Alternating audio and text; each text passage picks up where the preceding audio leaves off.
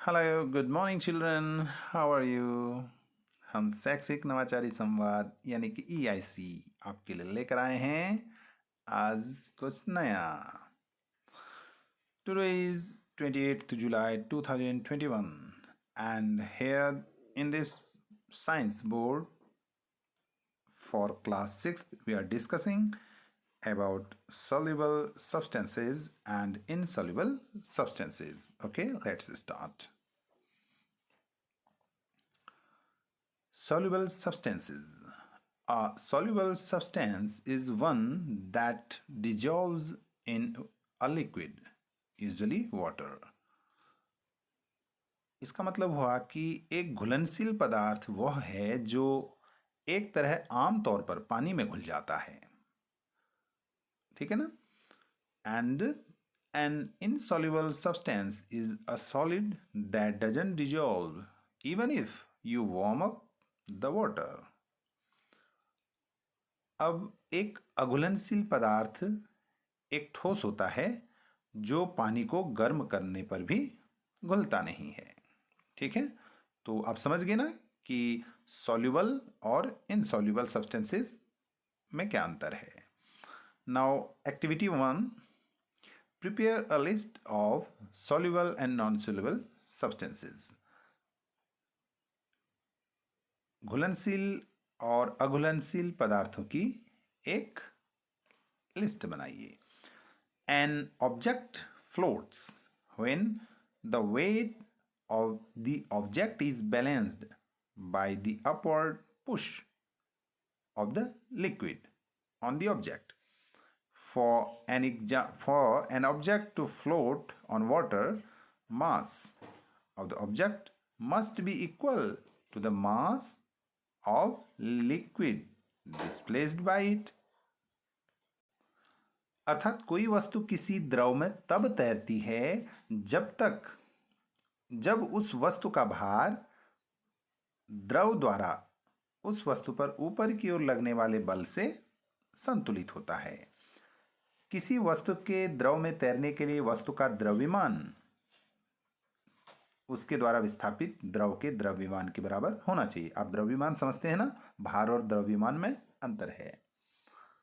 Activity 2 है, ये item है सिंक्स जो डूब जाता है और जो फ्लोट करता है। अब यहां पर आप देखिए, here are some items given to you and you have to note whether which one sink or float. Okay, and now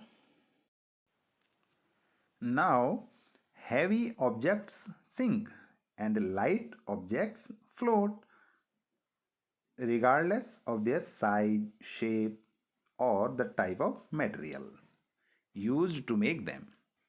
A true floating object must be wholly above the surface of the liquid.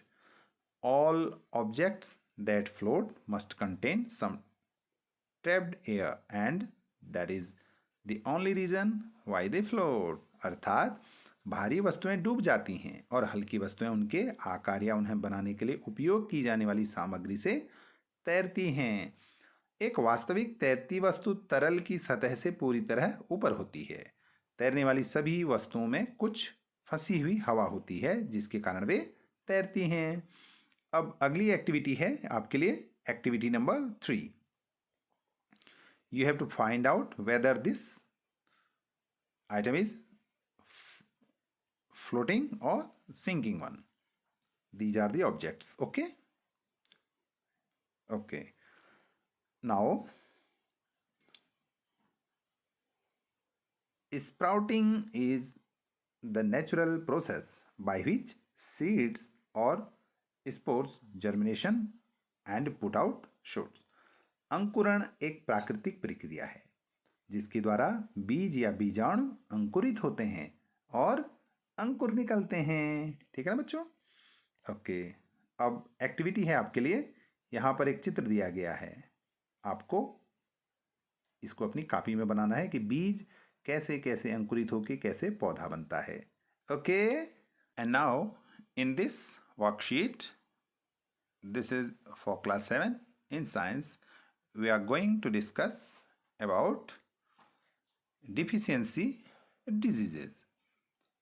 Diseases that occur due to lack of nutrients are called deficiency diseases. Some of them are listed in following, अर्थात पोषक तत्वों की कमी से होने वाले रोग पोषक तत्वों की कमी के कारण होने वाले रोगहीनता जनित रोग कहलाते हैं। उनमें से कुछ नीचे सूचीबद्ध हैं। For example, vitamin A, if we are lacking, so deficiency disease will be loss of vision, yes, and vitamin B1, beriberi. Like this, vitamin C, scurvy, vitamin D, rickets, and others. Okay, and symptoms, if there is a loss of vision, then vision will be poor.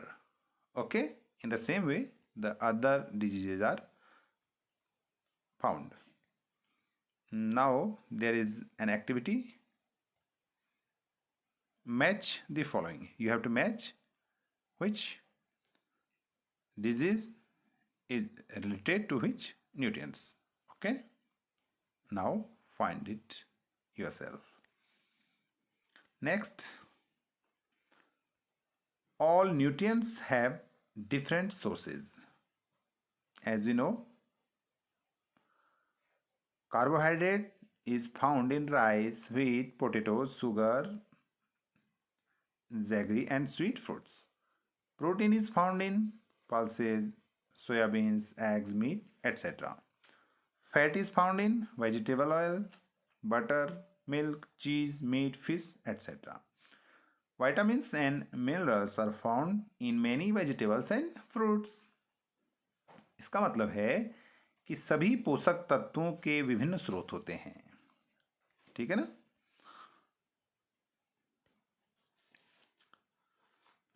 सभी पोषक तत्वों के विभिन्न स्रोत होते हैं। Carbohydrate चावल, गेहूं, आलू, चीनी, गुड़ और मीठे फलों में पाया जाता है।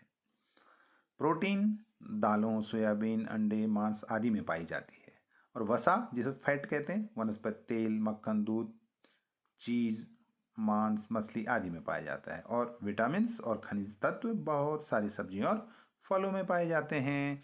Now there is an activity for you and that is arrange the sources of the following nutrients in the correct order. Okay, yes.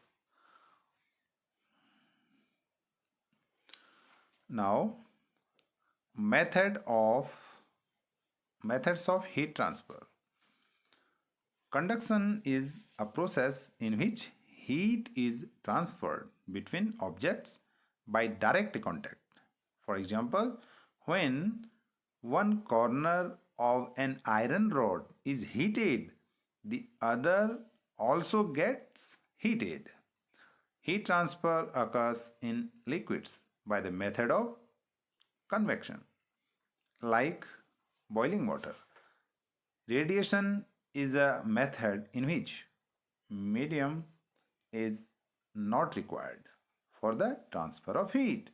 For example, let the heat of the sun reach us. इसका मतलब है कि ऊष्मा स्थानांतरण की विधियां क्या क्या होती हैं। चालन एक ऐसी प्रक्रिया है जिसमें प्रत्यक्ष संपर्क द्वारा वस्तुओं के बीच गर्मी का हस्तांतरण होता है। जैसे लोहे की रॉड के एक कोने को गर्म करने पर दूसरा भी गर्म हो जाता है। ऊष्मा का स्थानांतरण तरल पदार्थों में संवहन विधि से होता है, जैसे पानी का उबलना। अब है विकिरण एक ऐसी विधि है जिसमें ऊष्मा के स्थानांतरण के लिए माध्यम की जरूरत नहीं होती है, जैसे सूर्य की गर्मी हम तक पहुंचती है। तो आपके लिए एक्टिविटी 3 है, right the method of heat transfer in these cases. ये 3 केस आपको दिए गए हैं, इनमें हीट ट्रांसफर कैसे होता है ये आप बताइएगा। Okay, now we discuss in the worksheet for class 8th in science. Okay, now different types of soil are found in different parts of India. In some parts, there is clay soil. In some parts, there is loamy soil. While in some other parts, there is sandy soil. Clay and loamy soils are both suitable for growing cereals like wheat and gram. Such soils are good at retaining water. For examples of crops in relation to soil. इसका मतलब है कि भारत के विभिन्न क्षेत्रों में भिन्न भिन्न प्रकार की मृदा मिट्टी पाई जाती है। कुछ क्षेत्रों में चिकनी मिट्टी, कुछ में दोमट मिट्टी, जबकि अन्य क्षेत्रों में बलुई मिट्टी पाई जाती है। चिकनी मिट्टी और दोमट मिट्टी दोनों ही गेहूं और चने जैसी फसलों की खेती के लिए उपयुक्त होती हैं। ऐसी मिट्टी की जल धारण क्षमता अच्छी होती है। मिट्टी के संबंध में फसलों के कुछ उदाहरण हैं, आप देखेंगे। Paddy, soils rich in clay and organic matter and having a good capacity to retain water are ideal for their growth. अर्थात धान के लिए मृतिका एवं जैव पदार्थ से समृद्ध तथा अच्छी जल धारण क्षमता वाली मृदा आदर्श होती है। अब इसके बाद है लेंटिल्स, मसूर and other pulses. Loamy soils which drain water easily are required for them. मसूर व अन्य दालों के लिए दोमट मिट्टी की आवश्यकता होती है, जिनमें से जल की निकासी आसानी से हो जाती है। Next, cotton. सैंडी लोम और loam which drain water easily and can hold plenty of air are more suitable. कपास के लिए बलुई दोमट एवं दोमट मिट्टी अधिक उपयुक्त होती है, जिसमें से जल की निकासी आसानी से हो जाती है और पर्याप्त परिमाण के वायु की धारण करती है। ठीक है ना। अब नेक्स्ट है wheat. Wheat are grown in the fine clay soil because they are rich in humus and are very fertile. गेहूं जैसी फसलें महीन मृणमय मिट्टी में उगाई जाती हैं क्योंकि यह ह्यूमस से समृद्ध और अत्यधिक उर्वरा होती हैं। अब आपके लिए एक्टिविटी है, activity 1, type of soil, crop growth. अब आप मिट्टी के प्रकार लिखिए कैसे होते हैं और उनमें कौन कौन सी फसलें होती हैं। और अगली एक्टिविटी आपके लिए है, दिए गए शब्दों से स्पेलिंग को सही क्रम में लगाओ। ये स्पेलिंग दिए हैं तो इनको सही क्रम में आपको लगाना है। Okay. Next one is increasing population, industries, demand for construction of houses, shops, offices, roads and pavements. This decreases the open area like parks and playgrounds. This in turn decreases the seepage of rainwater into the ground. On the one hand, we are consuming more groundwater, and on the other we are allowing lesser water to seep into the ground. This result is depletion of water table. अर्थात जनसंख्या बढ़ने से उद्योगों, भवनों, दुकानों, कार्यालयों और सड़कों के निर्माण की मांग भी बढ़ जाती है। इससे कृषि हेतु भूमि, उद्यानों और खेल के मैदानों जैसे खुले क्षेत्रों में कमी आ जाती है। इसके कारण भूमि में वर्षा जल के अवसरण की दर कम हो जाती है। इस प्रकार एक और हम अधिक भौम जल का उपयोग कर रहे हैं, दूसरी ओर विभिन्न प्रकार के निर्माण कार्यों के परिणाम स्वरूप हम भूमि में जल के अवसरण के अवसर कम कर रहे हैं। इसके कारण भौमजल स्तर का निरंतर अवक्षय हो रहा है। अब आपके लिए एक्टिविटी है कि दिए गए चित्र को नामांकित कीजिए। यहाँ पर एक चित्र दिया गया है, इस चित्र को आपने नाम देना है। ओके, तो आज के लिए बस इतना ही। Thank you so much, see you again. तब तक के लिए टाटा, बाय बाय।